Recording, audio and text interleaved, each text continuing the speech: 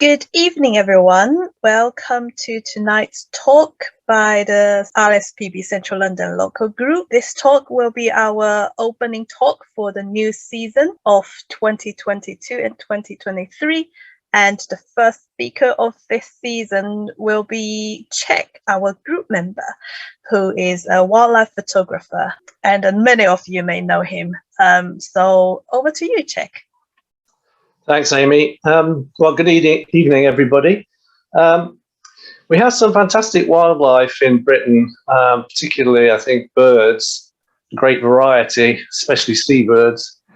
But from time to time, many of us like to or want to see other kinds of wildlife that we can't see in this country.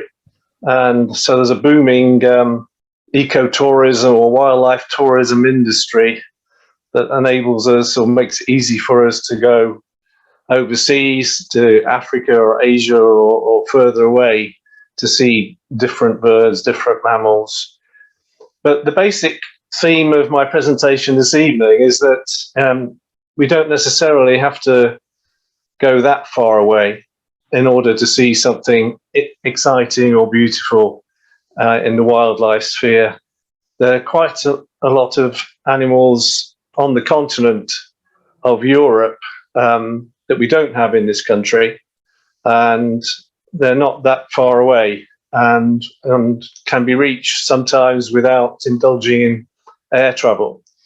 And I'm going to talk this evening about three of my favorite species that I've seen in other European countries during the last few years. The European brown bear, the European bee-eater, and the European roller. And I'm going to start with the birds and then move on to the bears later.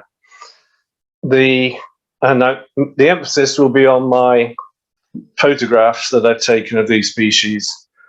The ones that I've taken of the birds, the bee-eaters and rollers, were taken in Portugal and Bulgaria. And the ones in the bears were taken in Finland earlier this year. So I'm going to start off with bee-eaters, the European bee-eater. It's got really gaudy colours, as you can see. I saw this statement about it on the RSPB website, like rainbow-clad rock stars. A nice succinct way of describing the riot of colours that these birds have. The male and the female are virtually identical plumage-wise, and you can see the range and variety of colours there, which matches, I think, those of any other species of bee-eater that can be seen elsewhere in other continents. The distribution of the European bee-eater, it's a summer visitor to Europe. It breeds in southern and central Europe and also in North Africa. But its breeding range also extends across into Western Asia. And there's a separate population, resident population in southern Africa. In recent times, the bee-eater has expanded its range northwards to higher latitudes, in Germany, for example. And of course, we've seen an example of that this year in the UK, where bee-eaters are bred for the first time in Norfolk, 8 birds, I believe. It's a migratory species, so it's just here for the summer, and then it migrates back to Africa for the winter. And this map shows you the distribution of, in orange or orangey brown, of the breeding population. So from Iberia and North Africa in the west there, across southern Europe, France, Italy, and then on into Central Europe, and then even further east into Asia. The yellow areas are the non-breeding wintering areas. And you can see that there are sort of separate, distinct areas, in 1 or 2 in West Africa and a larger area in Southern Africa. So those are where the Western breeding birds, like the ones in Iberia, migrate down the western flyway to the West African wintering regions, and the eastern breeding birds migrate down the eastern flyway to the southern Africa breeding region. And at the bottom there in green, you've got the area where the resident non-migratory population lives. Birds that are sort of further north and central, like birds in Germany, may follow a sort of intermediate route and cross the Mediterranean somewhere more centrally. Some birds may go via Italy, some via Greece and Cyprus. And when they're on passage migration in the autumn and spring, you can often hear them calling while they're passing over. And I heard this 4 years ago. I was in the Gambia bird watching in February 2019. And I suddenly heard the sound of European beaters. I was very surprised because they don't winter in the Gambia. I've been in the Gambia twice before and not seen any or heard any or seen any reference to them. It's a very loud and distinctive call, and it's kind of goes on over an extended period of time. I've also seen them and heard them on autumn migration in Turkey, heading southwards. The population of European beaters is fairly stable, but there are threats that it faces. Intensive agriculture is a major threat because it can destroy their habitats. And of course, we've seen major reductions in insect populations in Europe in recent decades, largely as a result of agricultural intensification. Another threat can be beekeepers who, of course, see this bird as a threat to their beekeeping and their livelihoods if it's their main occupation. And the hunters can also be a threat, where quite a lot of birds get massacred whilst on migration and may be sold to restaurants on the basis that they're some other species, like a thrush, rather than an actual beater. In terms of their habitat and breeding, they prefer open and semi-open country, and they generally hang out in relatively dry areas. And they're a very gregarious species. So when they're breeding in Europe, they're found usually nesting colonially with a population of anything from 20 to 40, or perhaps even more, all using a large sandy bank, which might be a river bank or might be a quarry. I think in this country, we've only had, the odd pair or two nesting together, but that's not the way it usually is. I think that's just because there's only a small number of birds have actually come to this country to breed. And their nests are a bit like those of a kingfisher. They make a long tunnel in the bank, in the sandbank. So this shows you part of one sandbank where there's a colony of European beaters. This is in Portugal. So you get an idea of what it's like there. Most males are monogamous, so they'll pair off and stay with the same female.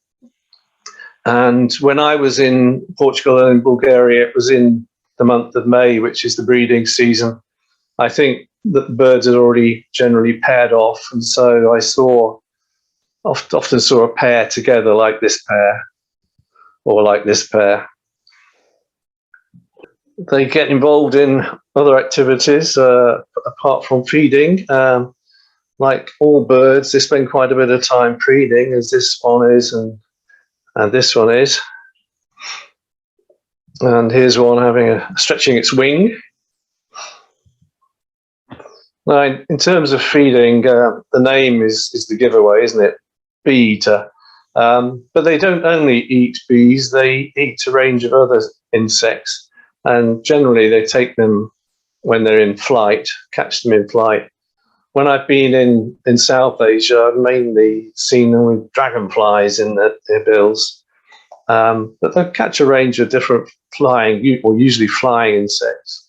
And if it's a bee or a wasp with a sting in it, they'll get the sting out before they swallow it by banging the prey against the branch or rubbing it. And they can eat a large number of bees per day, up to 250. So here's one with a bee in its bill, as you can see. Typical prey. But this one's got something else, I think a beetle of some sort. So I'm not sure whether it caught this one on the wing or whether it managed to grab it while it was on the sandbank. I think quite a bit of confrontation takes place when pairs are getting sorted out before breeding starts. But where I was, things were generally pretty placid. But I did witness one confrontation, this one where the bird on the left suddenly showed up and challenged the bird on the right. The bird on the right didn't give way, and the one on the left then flew up above it and tried to attack it from above, as you can see here. And this all happened in the flash of a second. So this photograph was taken freezing the action in a thousandth of a second.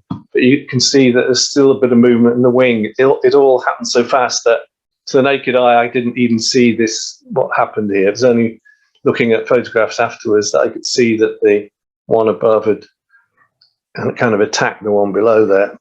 Anyway, it didn't have any effect, and the intruder flew off. There were some neighbouring birds at the colony in Bulgaria, neighbouring species. Starlings were also in the breeding season, like this one. This male singing away to impress a female. And generally, they seem to coexist peacefully with the bee-eaters, but on this occasion, a bee-eater has taken exception to the fact that the starling is on its perch there and is trying to scare it off. But the starling doesn't seem very impressed, does it? And wasn't prepared to budge. This was another neighbour species, a little owl, which had occupied one of the bee-eater holes in the sandbank.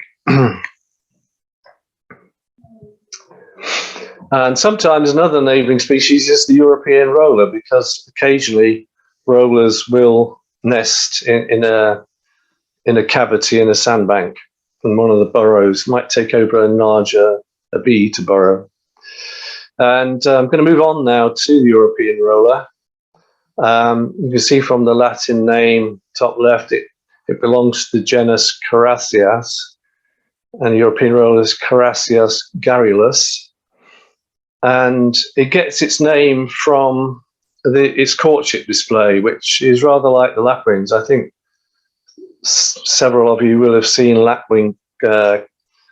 male lapwings courting females, and the spectacular aerial displays that they put on, swooping and diving. And that's similar to what rollers do, and they include a rolling action in their aerial display. These are the two closest relatives of the European roller.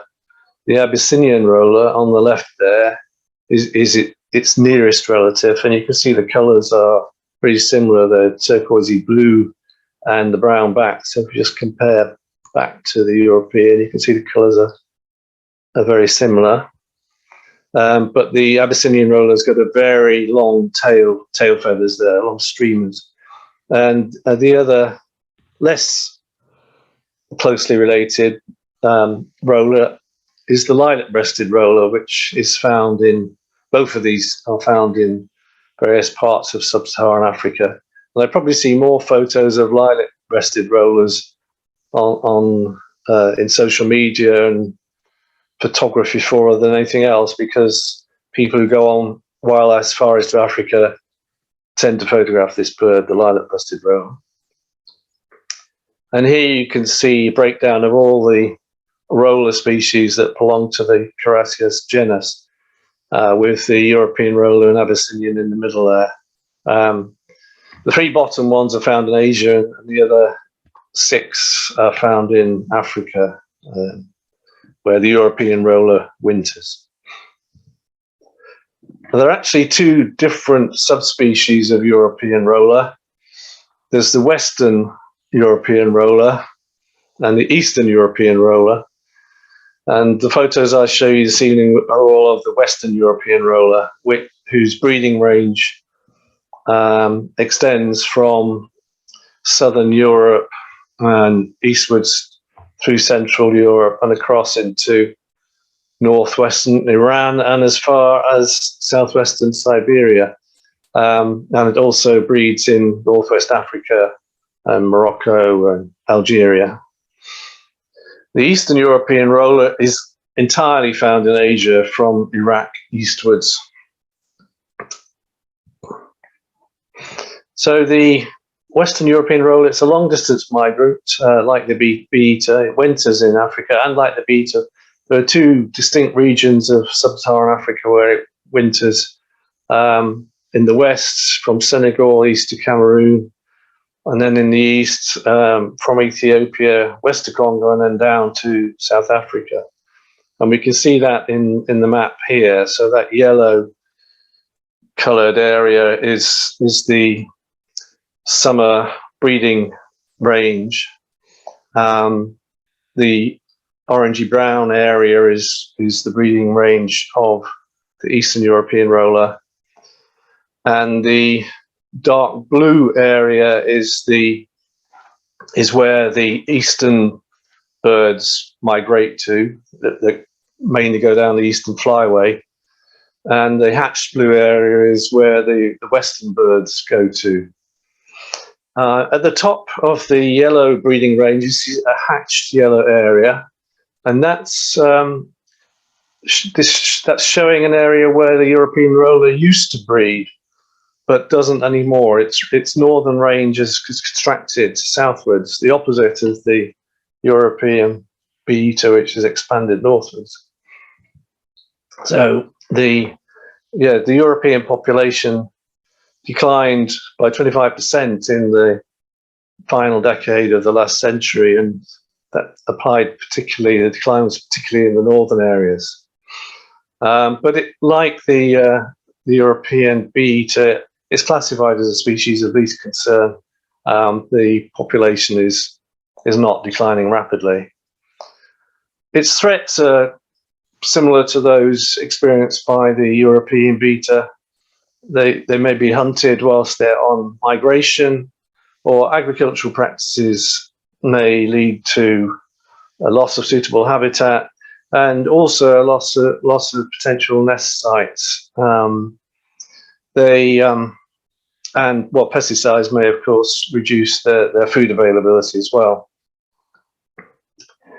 Unlike the bee-eater, rollers are so-called sit and wait hunters. So they'll perch in a prominent place where they've got a nice view of any potential prey on the ground generally. And when they spot something suitable, they'll fly down to the ground and pounce on it.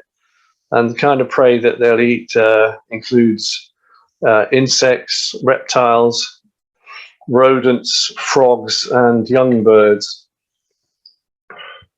of other species, of course. So let's have a look at some examples of rollers with their prey. This one seems to have some kind of beetle in its bill. This one has caught a lizard, so you can maybe just see the back legs of the lizard and then the tail. This one's got a bit of vegetation in its bill as well as its prey. The prey is either a lizard with its front legs tucked in, or perhaps a small slow worm, I think. They are a monogamous species. As I say, they breed in May, June time, so it's breeding season when I was visiting the areas where they're found. They produce one brood of up to 6 eggs, and they nest in cavities. and particularly cavities in trees, and particularly ones that were created by a green woodpecker and then have been abandoned. Probably green woodpecker because it's closer to the size of the roller, which is about the size of a jay or a jackdaw. But they will sometimes use other cavities, and as I mentioned earlier, you might find them in a hole in a sandbank where there's also a European bee-eater colony. And in some places, a lack of nesting sites is the major constraint, or a major constraint, on the number of rollers found there. And in those situations, providing nest boxes can be helpful to help to boost the roller population.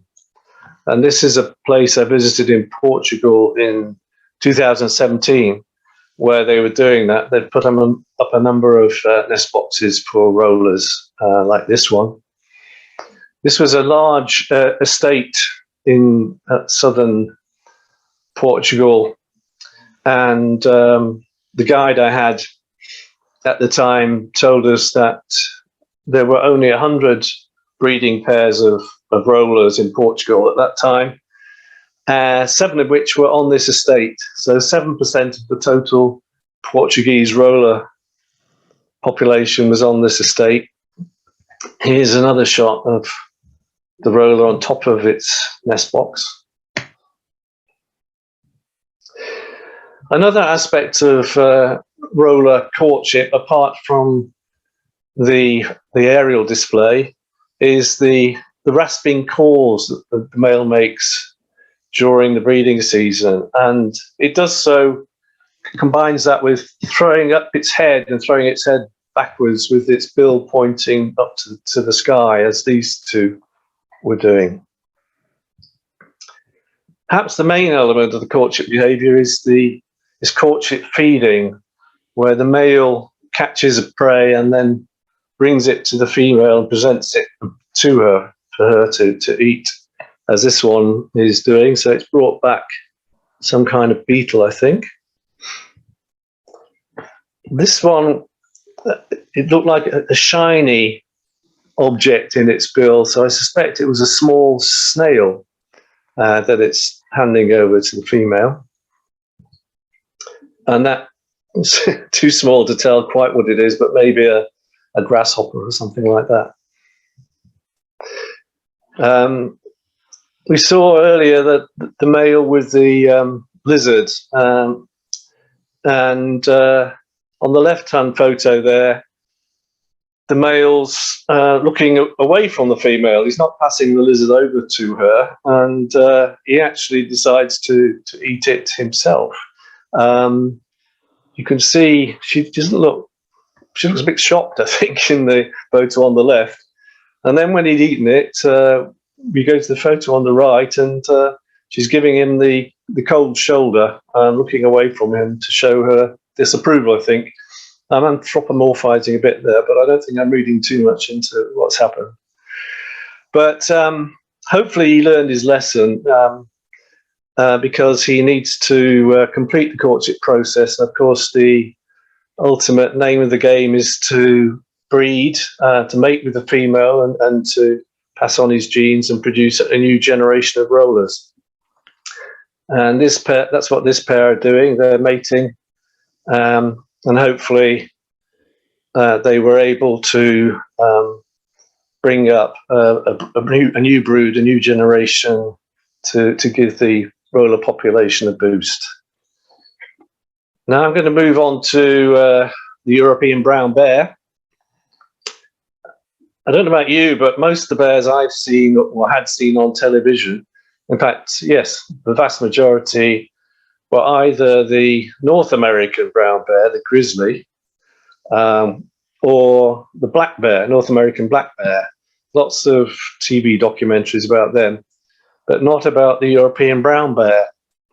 And I didn't realize until recently that it's actually the same species as the North American brown bear, but a different subspecies. And I don't know why that is, but why we don't get so much attention given to the European brown bear. But anyway, I went to Finland at the end of June in the hope of seeing my first European brown bears and photographing them. You've probably got an idea of their size because you've seen them on TV documentaries. The males can be up to 350 kilos in weight, and the females are smaller, typically up to about 200. The colour ranges from a very dark brown to light browns or almost creamy colour, and we'll look at examples of different coloration in the photos that I'm going to show you.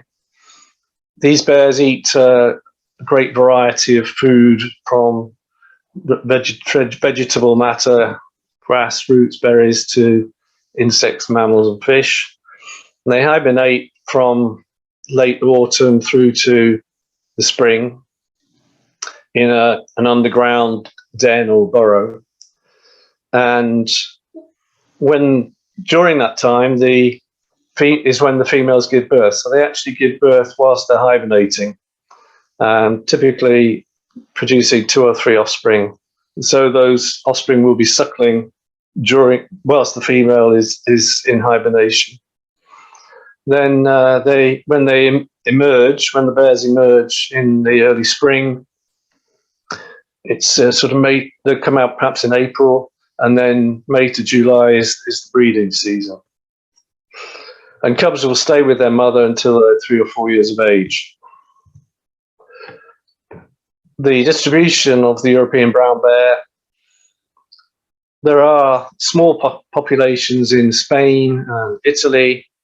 As you go further east into Central Eastern Europe, there are some larger populations, the largest of which is Romania's, with about 6,000 bears in the Carpathian mountain range.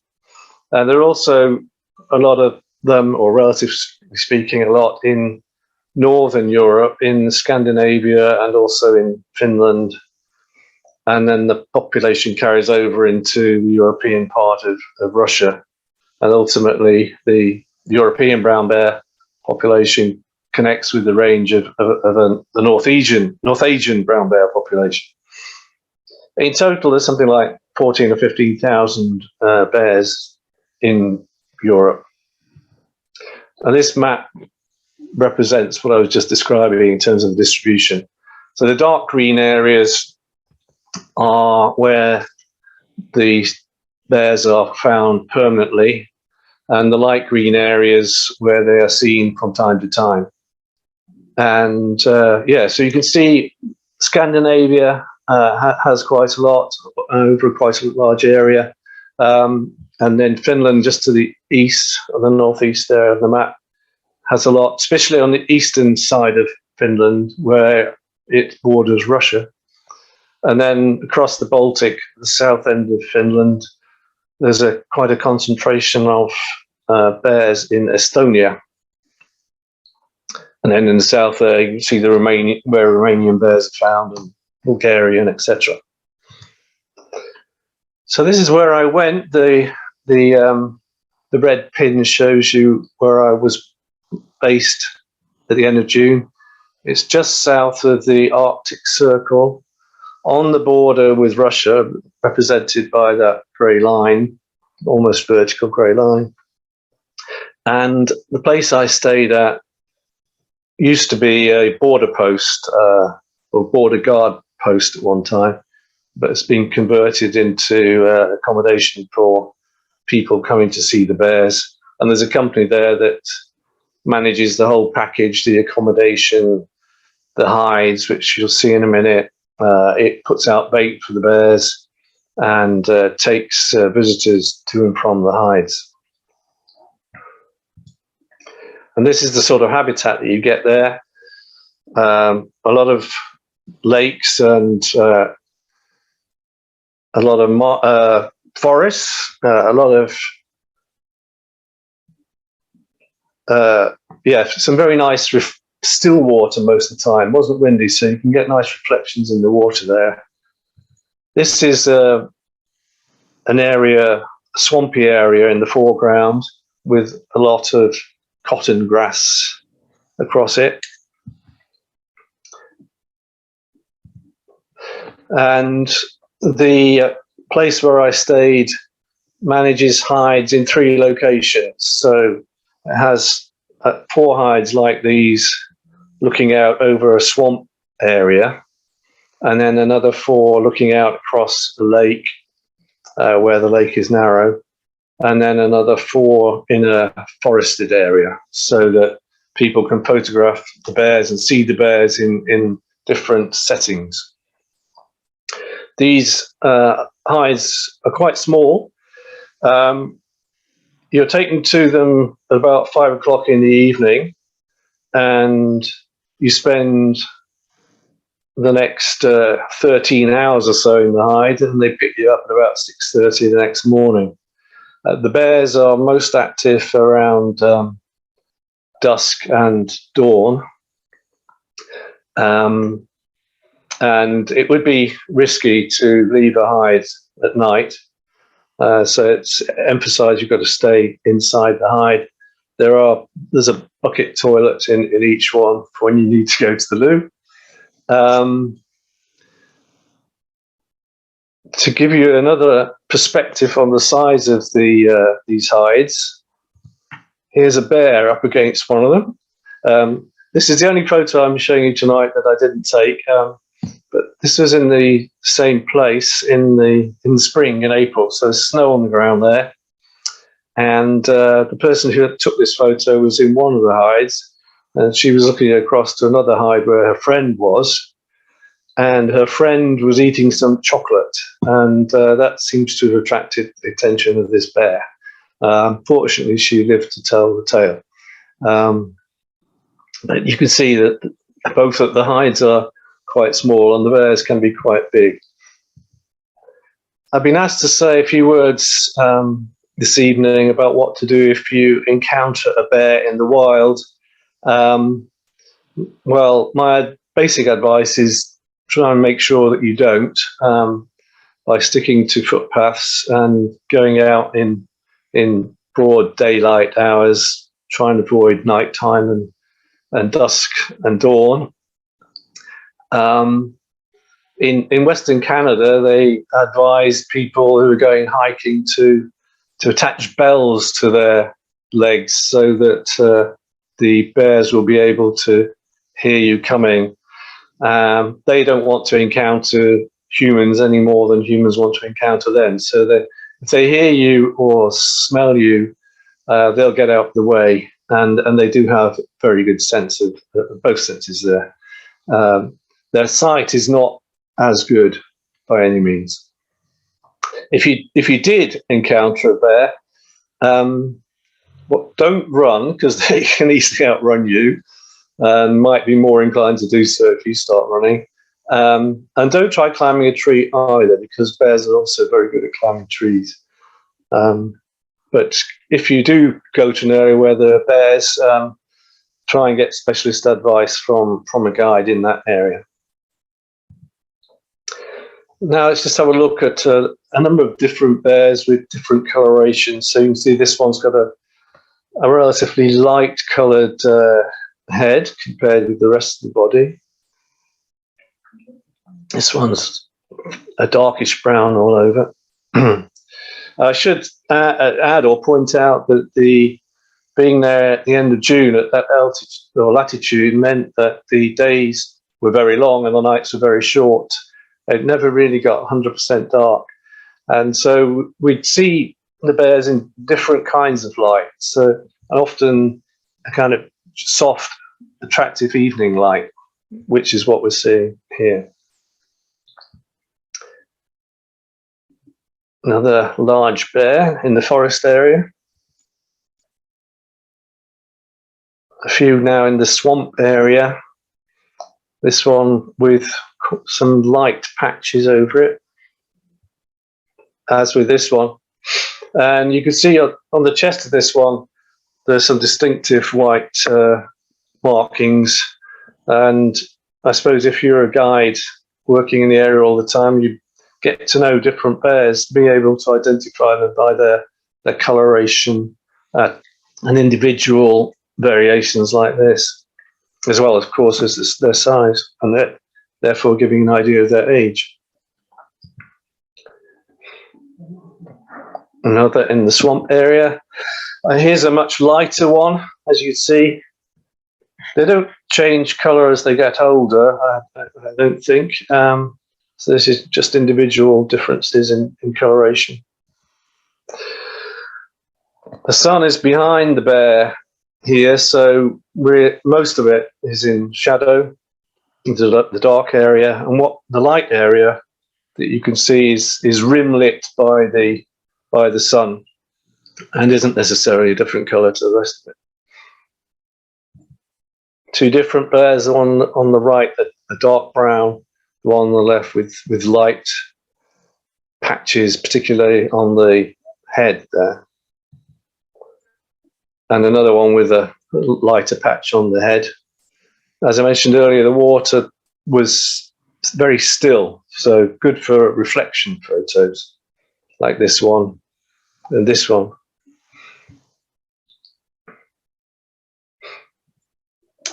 Well, let's look at mothers and cubs.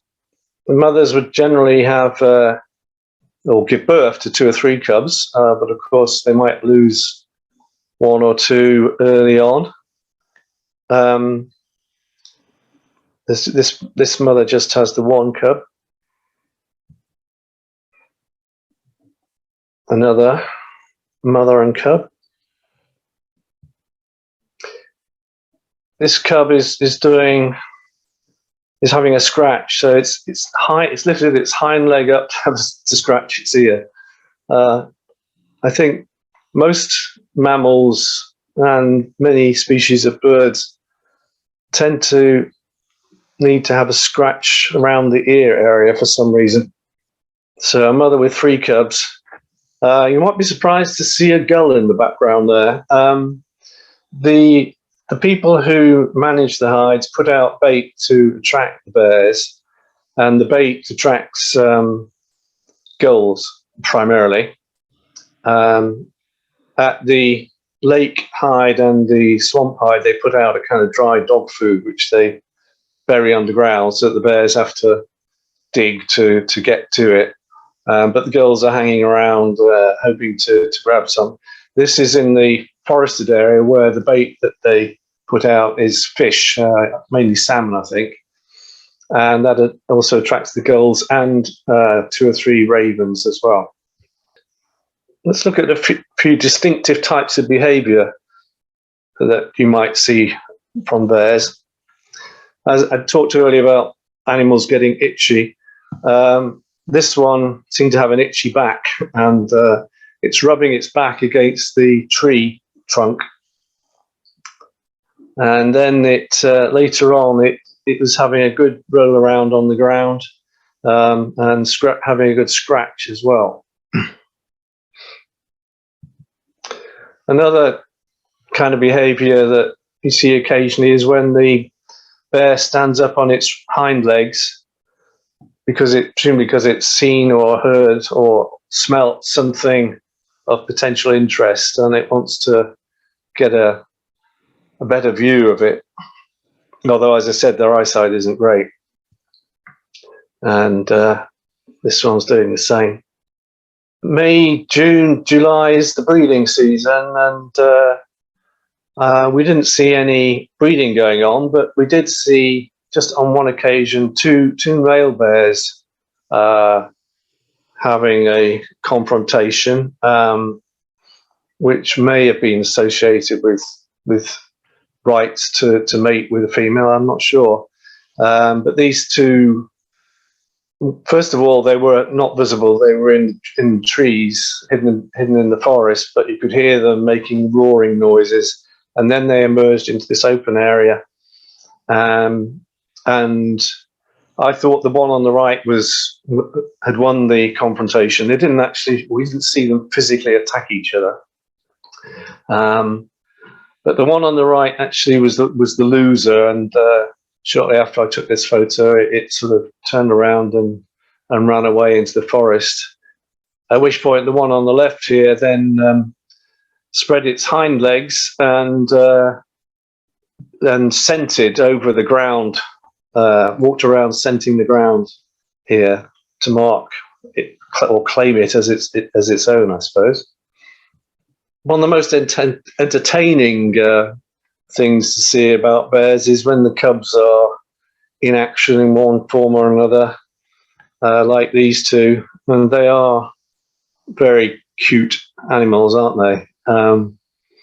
And they're often playing or play fighting, as lots of young mammals do, as these two cubs are doing. Yeah, very, very cute, very photogenic animals. Just the one on the left here looks like it's sniffing the cotton grass, but I'm not sure whether it is.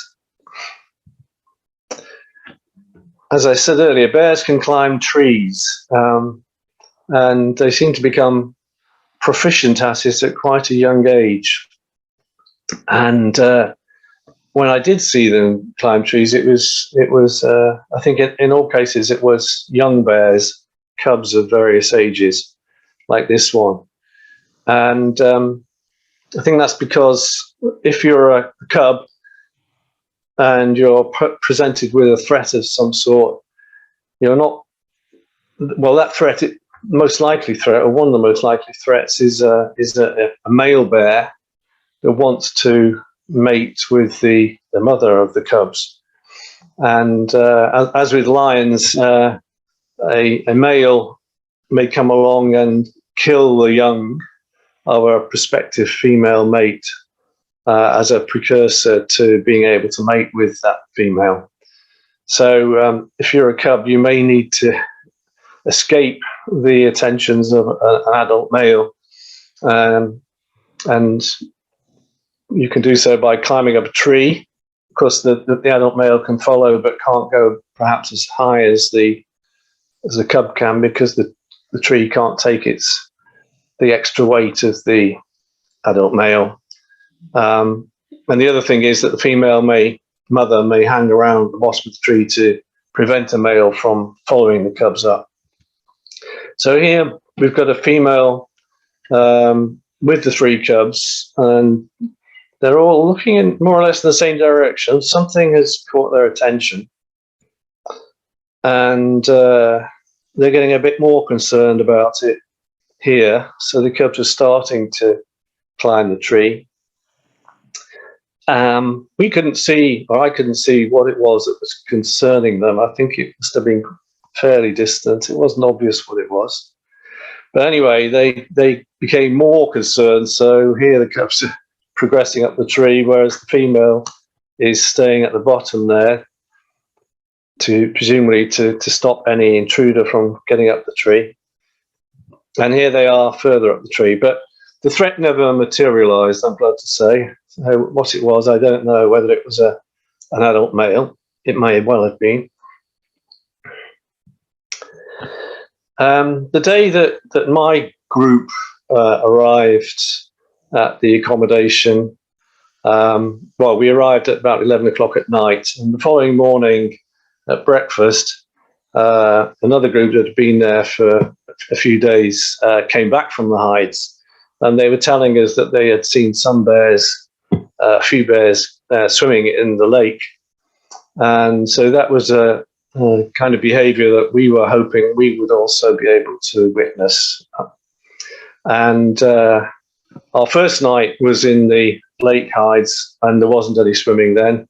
The second night was in the swamp hides. The third night was in the forest hides. On the fourth night, we were back in the lake hides. And although this is located, as I said, at just under the Arctic Circle, the temperature during the day was reaching up to 30 degrees centigrade, so pretty hot. And on the final night, final evening, we were lucky, and this bear, which is an adult female, decided to go for a bathe. And she's taken the young with her. So here we have one of the cubs and mother in the water. All three cubs went in and had a swim, and here they are re-emerging. And my final photo of the evening is another one of them bathing, a mother and two cubs. So I felt very lucky, very privileged to have been able to spend this time in Finland, seeing so many of this wonderful species and getting such insights into its personal life. And that was a very nice way to end the holiday. And that's the end. Thank you. Okay, thank you very much, Czech, for a brilliant talk with wonderful photos. Now let's open the meeting up for questions. Thank you, Czech. Brilliant photographs. Really enjoyed that. Thank you. Can I ask a quick question about bee eaters and the nest banks that bee eaters have? Have there been any attempts in any countries at all to put in artificial nest banks? Will they adopt those as options? And are there any competitions between species like sand martins? Well, with regard to your first question, Simon, I don't know the answer to that. I haven't heard of any cases of artificial banks being introduced. I just don't know, I'm afraid. And competition with sand martins. Not heard anything about that either. The locations where I've seen beaters, as I said, were in Portugal. And I showed you a photo of the sandbank there, which was by a stream. But I didn't see any sand martins there. It was quite a small stream, you know, it wasn't a lake. And the site that I was at in Bulgaria there was no water body there, so there wouldn't have been, and there weren't sand martins around. So I don't know the answer, I'm afraid, Simon. Sorry about that. No worries, thank you. Actually, I have one. How long did you stay there to take that many photos of bears? Just 4 days. 4 days, wow. Yeah, well, 4 nights, I should say, really. Right. Yeah.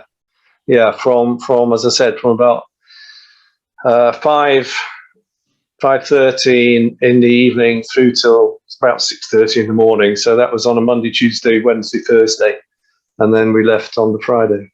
Can you tell the difference, the male or female, just by looking at them?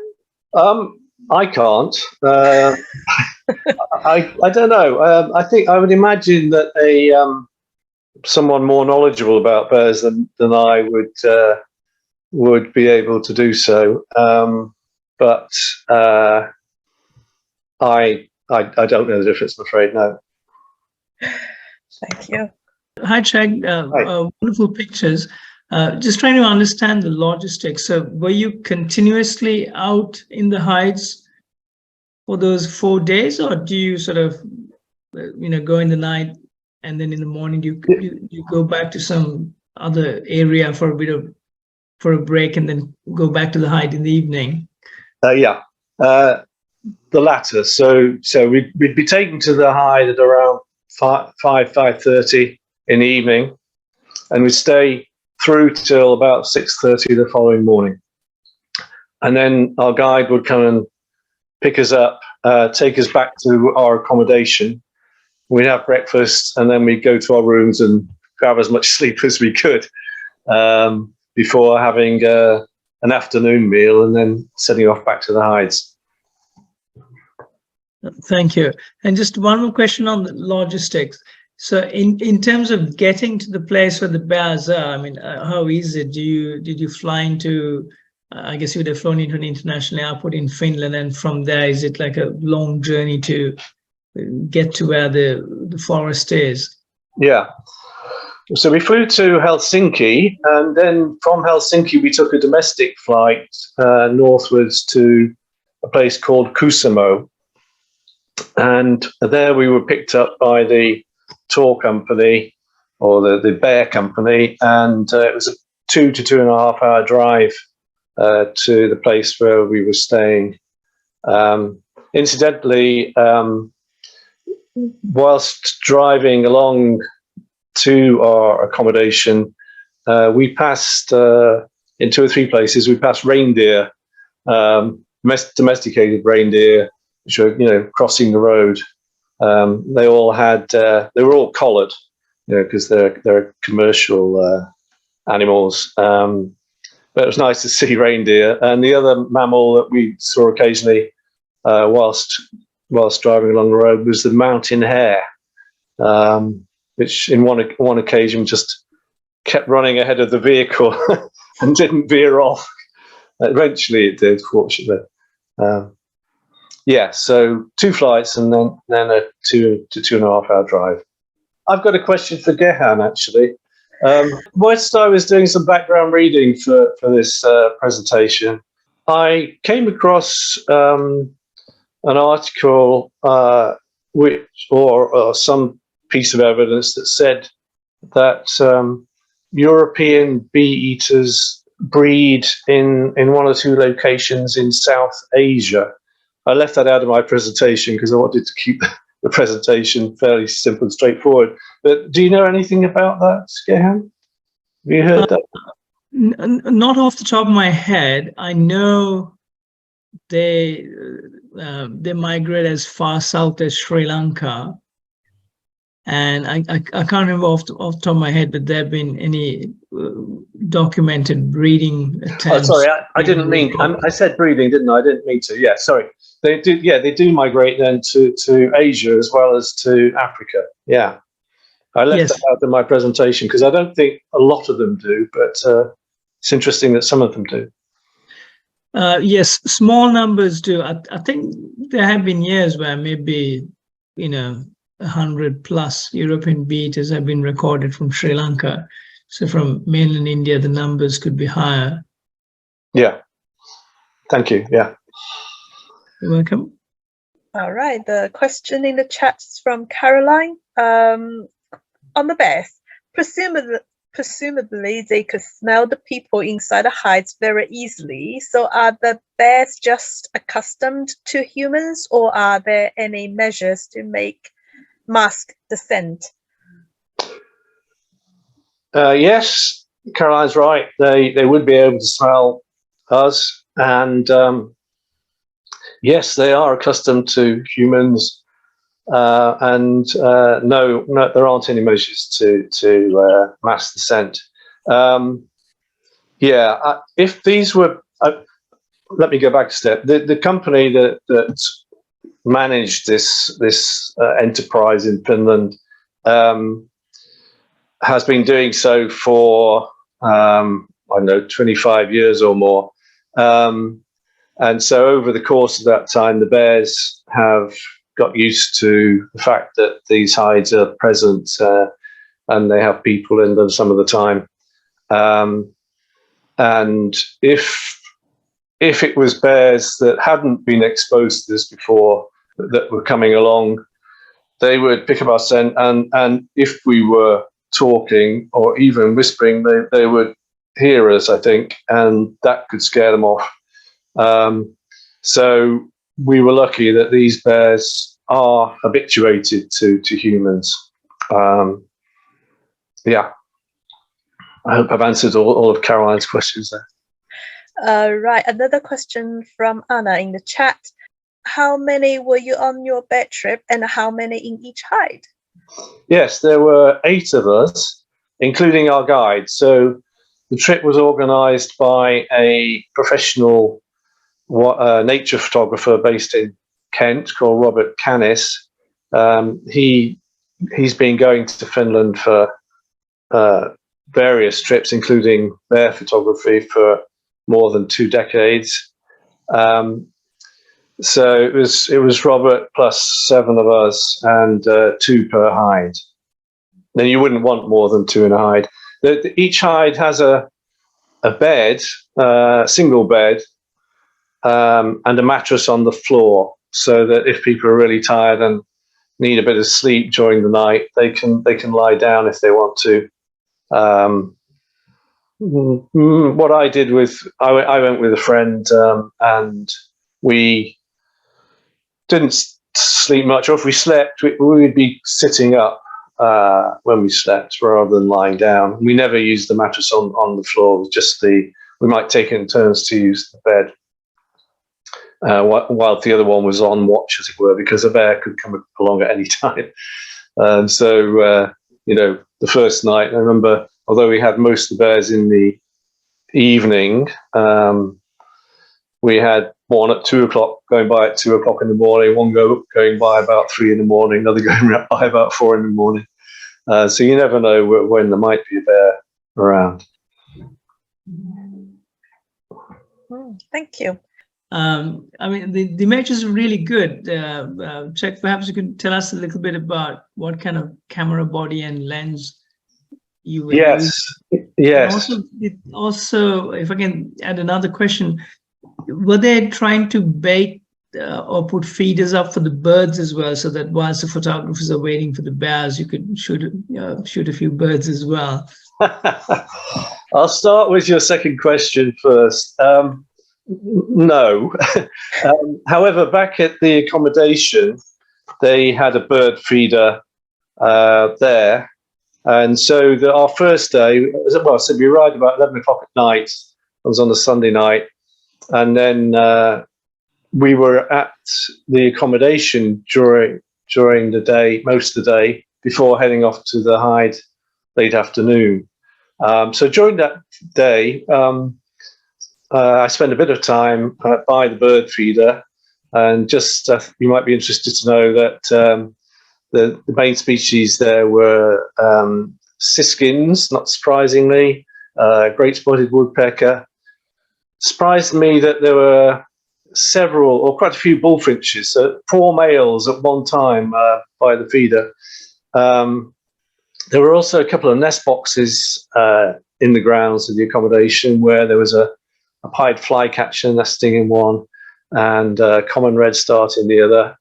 And I also had some good views of black woodpecker there as well. Back to your first question about the photographic equipment that I used. Well, for the bird photos, which were taken in 2017 and 2019, I was using Canon gear at that time. So it would have been a 7D Mark II with the Canon 100 to 400 mm lens, and sometimes with a 1.4 times extender. But for this year's trip to Finland, I had switched over from Canon to Olympus, so I've gone to the smaller mirrorless cameras because they're lighter. I wanted lighter gear, and the lenses tend to be lighter. So I was using the Olympus EM1 Mark II, so it's not the latest model by any means, and the Olympus 100 to 400 mm lens, and also the Olympus 40 to 150 mm lens with a 1.4 times converter. So it hasn't got the same reach as the 100 to 400, but I could get a bigger aperture on that, and so I used that in the forest shots when it got a bit darker, and I wanted more light coming in. Thank you, Jay. I'm just wondering, Czech, going back to bee eaters again, the residential bee eaters, the ones that stay put in South Africa, is that a relatively new phenomenon, or has that been happening for donkey's years? I haven't seen anything about how long that's been going on, Simon, but I have no reason to think it's a new phenomenon.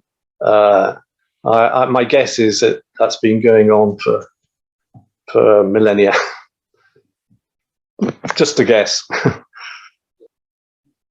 Can I just add, going back to the birds, which Gehan asked about, we didn't see many birds from the hides. We had some black-headed gulls and common gulls and herring gulls. I heard a red shank on one occasion, didn't see it. One bird that we heard quite often was the cuckoo. And I remember one night at midnight, there was a cuckoo calling, and I said to the people that I think the cuckoo should be the national bird of Finland. But I didn't see any cuckoos, just hear them calling. When we were in the swamp hides, I saw a white-tailed eagle circling above. As I mentioned, at the forest hides area, there would be 2 or 3 ravens that came down, and I saw ravens elsewhere as well. The number of species up there is relatively small, compared to the UK or a lower latitude country.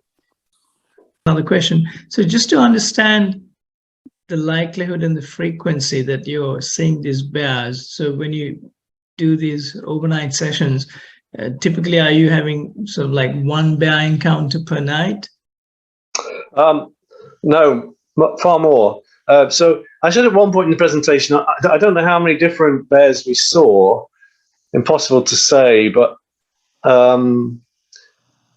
my sort of subjective best guess is that I may have seen in the region of 30 to 40 different animals, which is a hell of a lot, because considering that males have large territories, and I'm including the cubs in that figure. No, we would see quite a few in each night session. So the forest area was the one that was most frequented. There was like a kind of semi-open space, just a few trees in it, and there were times when I might be able to see 6 or 7 bears all at the same time, all in view, in different parts of this cleared space. But yeah, several bears usually would come along in the early evening. I mean, that's when the bait has just been put out, and so they know that the bait's going to be there, and if they want to get some, then better to be first in the queue, as it were. Or if maybe there's even a pecking order, and bigger ones get the right to go first. I don't know. But no, I would think we saw at each location maybe, well, at least 10 bears in the session, if not 15.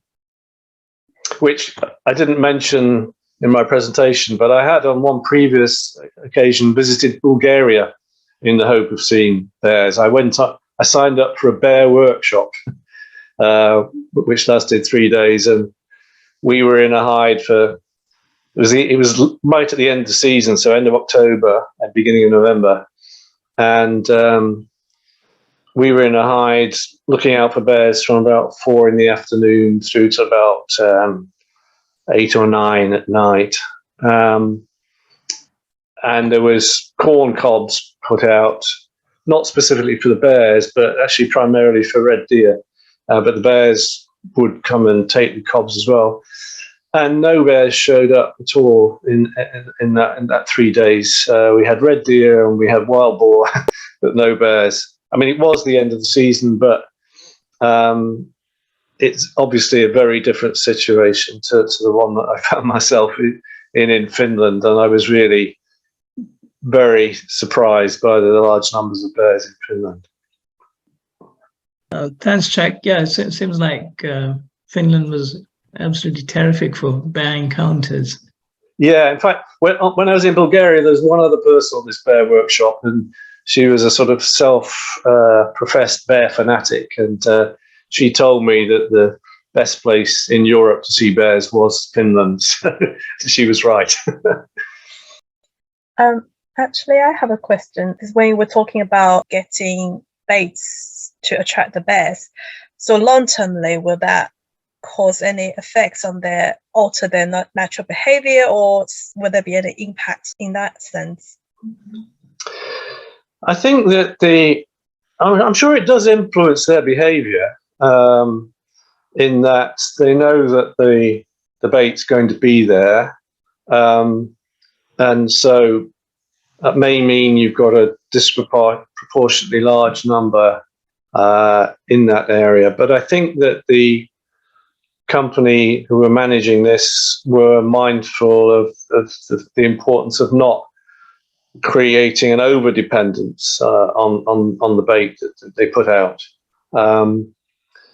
So I assume that they kind of limited the amount of bait so that bears would have to go elsewhere and find other kinds of food to be able to get enough to sustain them.